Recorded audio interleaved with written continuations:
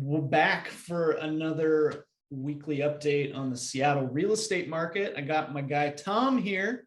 Say hi, Tom. Hello. And he's going to give us the mortgage minute. What's going on with mortgage rates and stuff like that. And I'm going to talk a little bit about the real estate numbers we saw last week. And we're going to go into a couple of news stories. We're going to talk a little bit about inflation, Fed funds rate, talk a little bit about rental rates, and we're going to have some fun for about 30 minutes. So Why don't we get into it, Tom? And what the heck's going on in the mortgage markets right now? Well, I'll touch on the bad news first, just so we can don't end with depress good us news. Too much. Yeah. No, it's fine. We have seen mortgage applications drop substantially in the last month. They're down about 20 to 25%, which is substantial. But that's okay. Things are cyclical. We've been through this before. Things will come back. People will get fired up and want to buy. But for right now, because things are so volatile, I think people are kind of taking a step back. Even people I have pre-qualified for loans are, taking a step back. But mortgage rates, we saw the substantial increase, and they went up, to above 6%. I even saw it touch 6.5%. We've ticked back a little bit. We're closer to 6 now. Matter of fact, we even touched under 6 just for a brief moment. But we're right around 6 and an 8, right around in there, depending on your credit profile. And we're sort of now seeing rates stabilize a little bit. We're not seeing them. That is. Oh, I think part of it has to do with a perception of the Fed's taking action on inflation by raising the Fed funds rate last week, which, by the way, if you didn't join us last week and we explained that a little bit more, the Fed fund rate really doesn't directly affect mortgage rates. Right. That's based on mortgage-backed securities, but the Fed funds rate is more, it affects your credit cards and equity lines and things like that. But the perception of that can drive mortgage rates to go up a little bit. Now, but the interesting part about it was last week when they raised the Fed funds rate by 3/4, the mortgage world looked at that and thought it was a good thing. Yeah, didn't they go down a little bit? And that's when they went down. Yeah, like we dropped probably 0.3% on that afternoon. Yeah.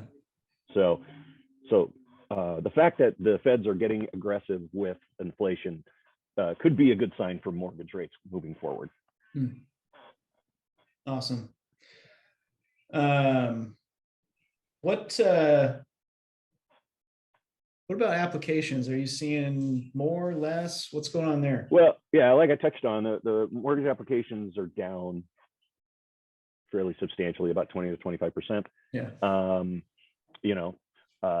And the ones that are coming in, people are, we just want to be ready to go when we decide to buy in 2 or 3 months. That's kind of what I'm getting. Very rare. I got an outlier about 2 weeks ago where these women were being relocated to the Seattle area, and they just didn't care. They just wanted to buy right away. And I mean, I had them pre-approved, and like within 24 hours, and then the very next day they got a house. They went in with an offer, no competition. They got the house, full price offer, and we're closing next week. So there's some of that. There's still people who just want to buy, and those are the smart people. Those are the smart people. I'm seeing the same thing. Like, it's so easy to get people under contract right now. It's ridiculous. Yeah. There's no bidding wars out there. And we're talking like asking price offers. I just got one under contract. We did a loan cost provision in our offer. Really? So like the seller's giving us $10,000 back. We're going to throw $10,000 on the purchase price, but we're getting it at asking price, and the buyer's getting 10 grand in their pockets. Like, what the heck? I haven't seen That's that. unheard I haven't of. seen Like that 2 since months before the ago. pandemic. That 2 months ago, that would have been at the bottom of the stack, right? Of like 20. Yeah. Well, Yeah. that's fantastic. That's great. Yeah.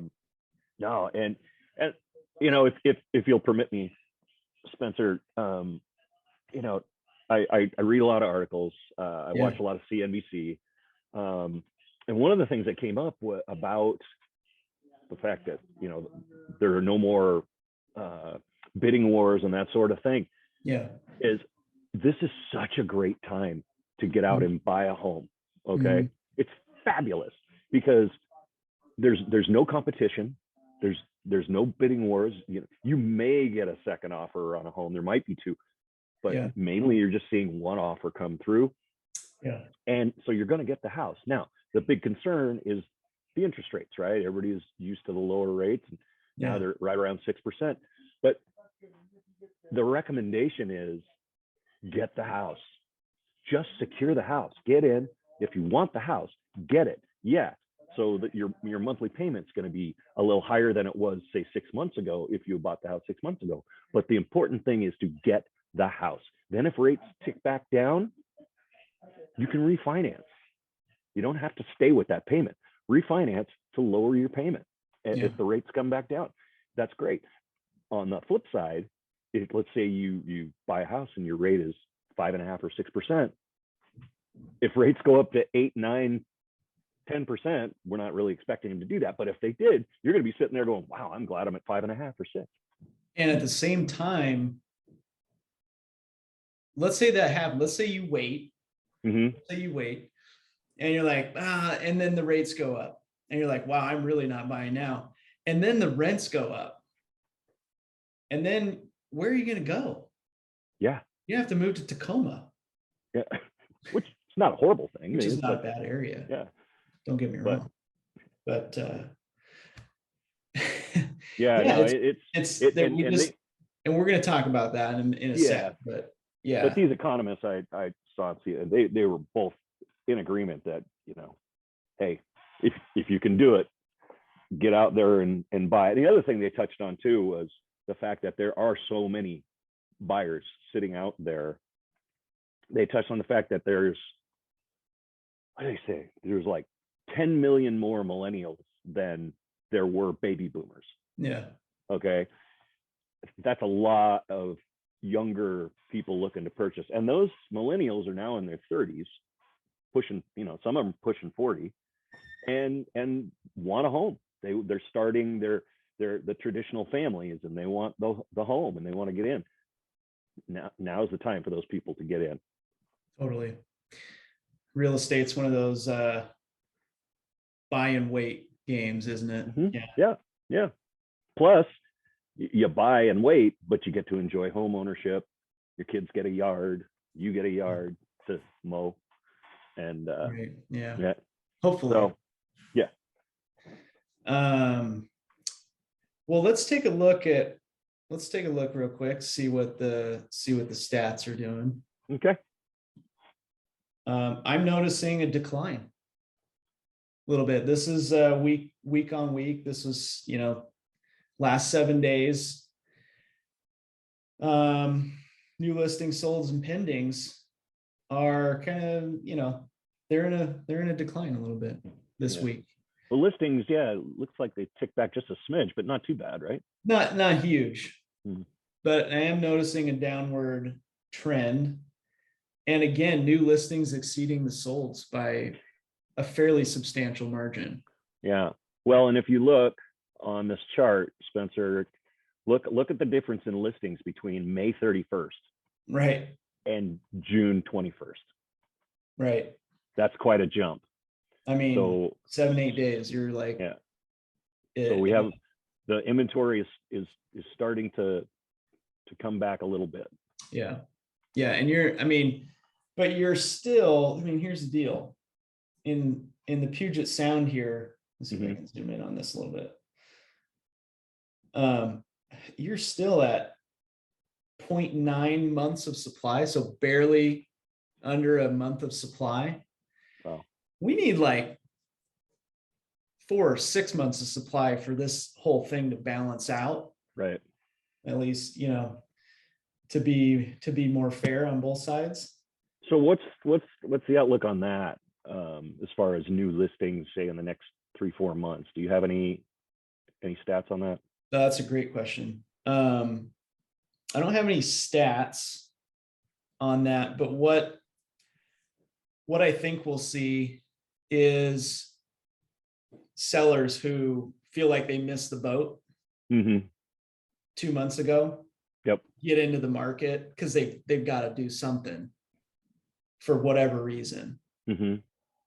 And you'll see that, but you'll see inventory tick back down again in the fall, I think. Okay. Good to know.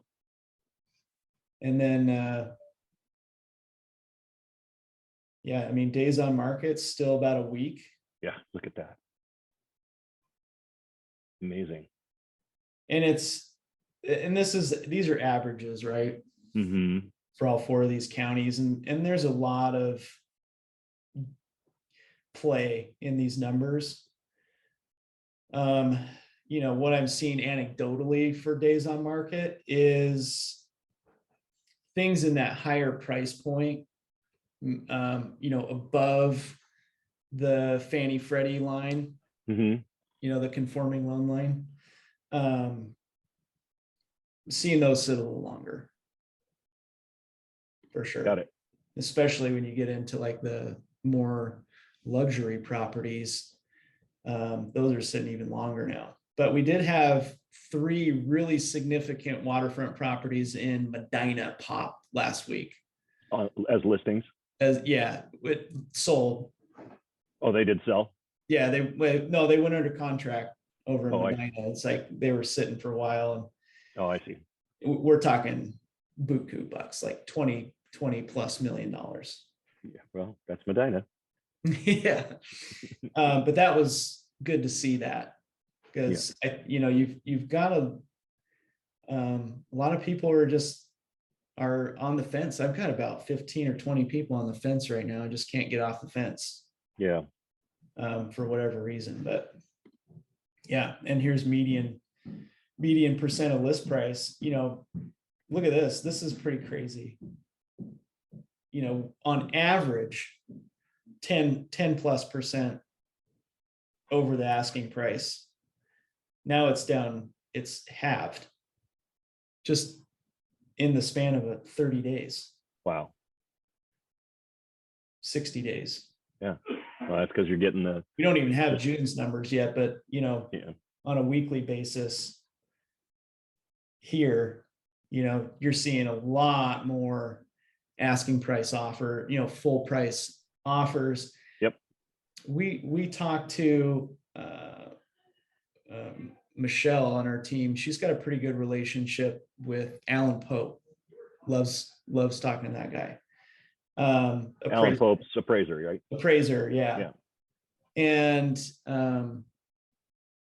while he didn't have any data to back it up, he was very bullish on the fact that froth is getting wiped off of the market right now. Yeah. And we may see prices more in line with like what we saw in the fall of last year. Okay.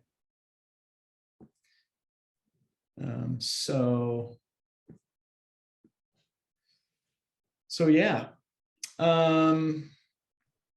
That's the real estate update. So let's talk about inflation and Fed funds rate for a second.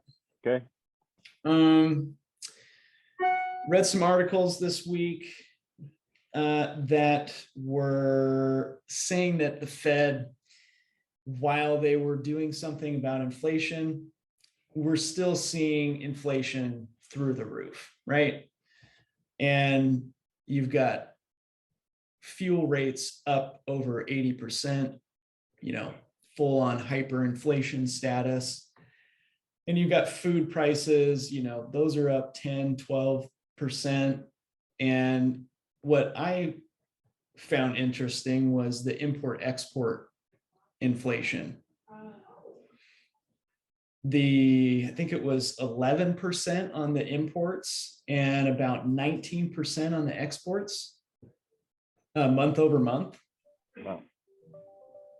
And sorry, not month over month, year to date. Oh, gotcha. No, sorry, correction again.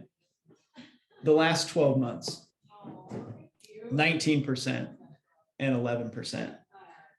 And, 8+% on the CPI data, which I don't know how you feel about that, Tom, but CPI number is kind of garbage in my opinion. I don't pay too much attention to it. So. I know. The real inflation that everybody's feeling is definitely a lot higher. I mean, I feel at the gas pump was $6.5. Gas pump, grocery store, your average consumer, that's where they're feeling the pinch. Totally. And cars. Totally. And the one thing that I think has got everybody on the fence right now is that inflation, the uncertainty, the fact that their portfolios are totally have been decimated. And I think we may see people, as soon as things start to level out a little bit, I think we'll see buyers come back to the market more in droves once they realize that, hey, now is a good time to buy. Hopefully they realize that a little sooner than like September, August, that time. But I really feel like we'll see some buyers really come back to the market in July, to be honest with you. Yeah. I think things will settle down a little bit, and then we'll see the buyers coming back in July and August for sure. Yeah. I think you're right on that. So you got Fed pal, Jerome Powell, giving his testimony this morning. He's like, oh yeah, just a FYI, inflation's at a 40-year high, in case you guys didn't know.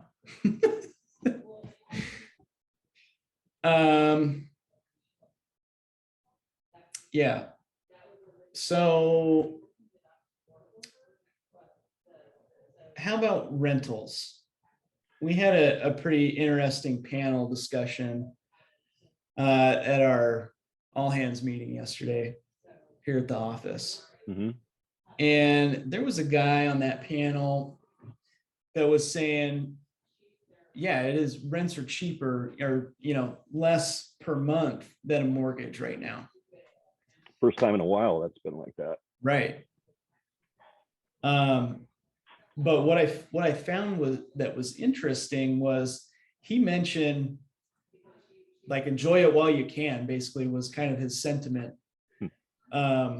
Because they're just not breaking ground on enough projects or haven't in the past, 5 years or so to keep up with all this demand for rental. And with if interest rates, if mortgage rates, if they keep going up or if the price of homes keep going up over time, over the next 1 or 2 years, he was basically saying you're going to see a lot of people reconsider buying at that point, because there's going to be the market's going to crisscross on the rents versus the buying. Right. And I think what's important for consumers to understand is to be ahead of that curve before it happens. Right. Because I think there's going to be a crossroads in the next 12 months or so. Well, and the good thing about even if rents are lower than mortgages right now, the thing about it is things just keep going up, right? They're actually talking about, okay, so we've had homes going up by 20% year over year for the last couple of years, and we're pretty much just gonna, they don't think that and I don't think that the home values are going to go down. We may flatten out. Matter of fact, the experts are saying we may actually just come back to a normal market of 2 to 3% year over year of home prices. And so what happens then is you buy now, you establish that mortgage payment, which you could refinance later to make it lower. But what happens is you've got, let's say your mortgage payment's $2,000. Yeah. And your rent is $1,800. Okay. In 3 years, that rent could be $2,500, $2,600. Okay. Yeah. What's your mortgage payment? $2,000. Right. Exactly. It won't change unless, of course, you refinance and lower it. But so it just makes sense, to just get in on something now, because you wait and quote unquote, like you said, enjoy the lower rent cost. Well, in the long term, that's going to cost you more. Yeah. Look at these. You guys see these numbers from Redfin here.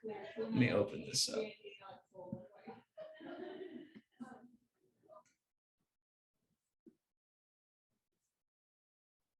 How many screens you got there? I got too many screens over here. Too many screens. Got too many screens. Too many screens and not enough hands.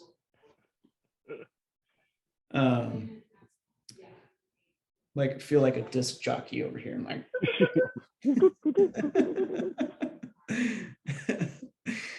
so realtor.com and redfin.com just put out some articles.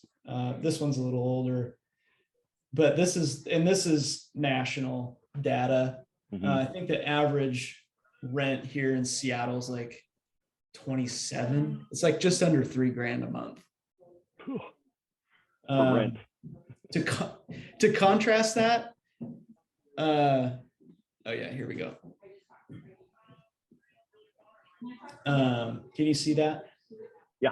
Yeah, there we go. To contrast that, my wife and I, we got our condo in 2018. That's where our condo's at. It was about $2,500 on our mortgage, not including HOA dues and that crap. Right. But yeah, that's insane. So, if that trend, I don't think it'll tick along at that rate that it was, during the pandemic, but the thing people need to realize is, like, here in Washington, it's different than Texas, and it's different than a lot of these other places around the country that experience urban sprawl. So, like, this map here, this is basically a land use map for the Growth Management Act here in Washington. This is just King County. You've got one of these for every single county in Washington state. And these red dotted lines around these cities here, this is the growth limits basically for these cities. So urban growth boundary. The urban growth boundaries, exactly right. And the thing is, they're not letting developers develop outside of that. And like over here in like Finn Hill, Kirkland and stuff, you see all these townhomes being built and these single family homes, from the 80s and 60s getting torn down, 2 or 3 townhomes or like standalone townhomes getting put in their place. And, you see that all over Seattle. It's like the only thing we're building in Seattle now. Is the red the townhomes? And the red, so the red are like the city, what do they call them? Multifamily residential. Multifamily areas. Yeah. Got it. Yeah. So when developers are limited to where they're going to build stuff, that it's not going to help supply out.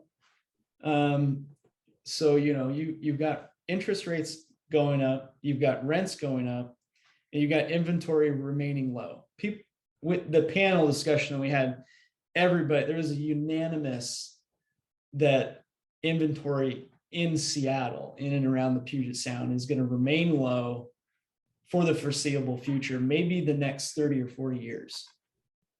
Wow. Because you think about it, like it takes a developer 5-6 years to get a project to come to fruition, from when they submit the initial application to the city to like being able to sell the units. That's a long ass time. Yeah.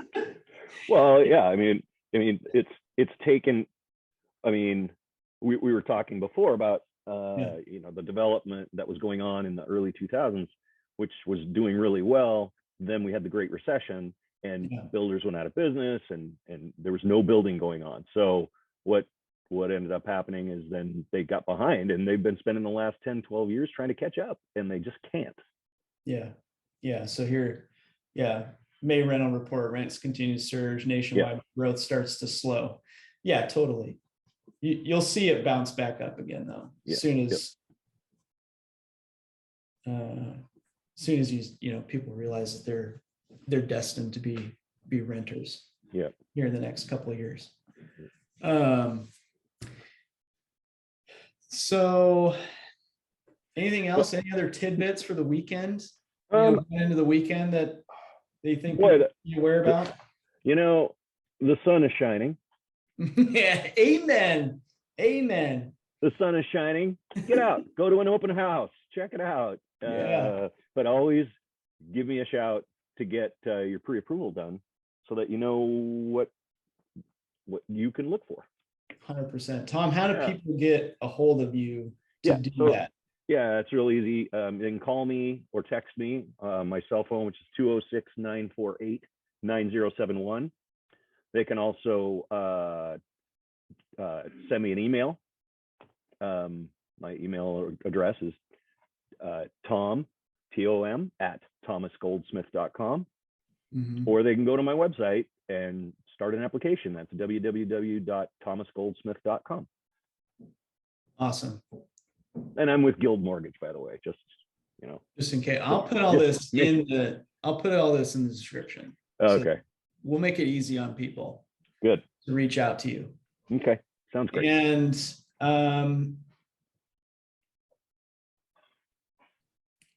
what's your message to somebody who's thinking about putting everything on hold? Let's assume that they don't need to. Right. They've got the money for a down payment. They got cash for a down payment. And by the way, you don't need 20%, people. Nope. It's not 1970 anymore. No, you can do 5%. If you're a first-time home buyer, you may qualify for 3%. There you go. Down 3%. Down, yeah.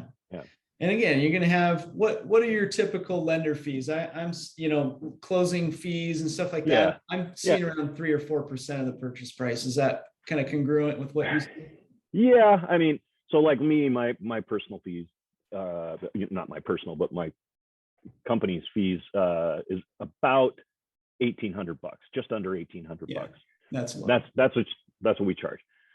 Everything else is third-party fees, your title, escrow, appraisal, all those things. All that added up probably will come, depending on the purchase price, could be anywhere from $4,500 to $5,500 is what your closing fees look like. So and what are you guys closing loans in these days? How many days? Less than 3 weeks. Yes. I've got a purchase closing next week. And we had the loan docs at escrow 2 weeks after we got the purchase and sale agreement. Docs were out at escrow within 2 weeks, and so they could have closed a week and a half ago, but the sellers didn't want to close early. So we're just kind of, everybody's sitting around just twiddling their thumbs, waiting for June 30th to come so we can close that thing. So nice. So yeah, get so out yeah. there and buy a friggin' house. Yeah, Or- call Spencer. Get out there and do something. Yeah. You know, obviously, I always tell everybody, don't overextend yourself. Don't be, you know, don't get into the poorhouse with buying a house and, you know, buying cars and stuff like that. Like it's just not good for your finances. But if you are considering buying a home and you're ready, you've got some savings built up and you're ready to go, get out there, get a pre-approval. That way you're ready when you find the right place. That's the thing. I talk to all these people, they're like, oh, well, you know, I'll do something if I find the right place. It's going to be too late when you find the right place. Yeah, homes are sitting on the market a little bit longer and you've got less competition, but I'll guarantee you the homes that are remodeled, good neighborhoods, good school districts, those ones are not sitting on the market very long still. Right. You know, so get out there, get a pre-approval, start shopping. It's good for what, 60 days, Tom? 90 days. Mm-hmm. There you go. And see what you can find. Yeah. You might be surprised. Sounds great. Spencer, I appreciate it as always. Thanks for having me on. Likewise, Tom, you're the man. We'll talk to you soon. Okay. Take care. See ya.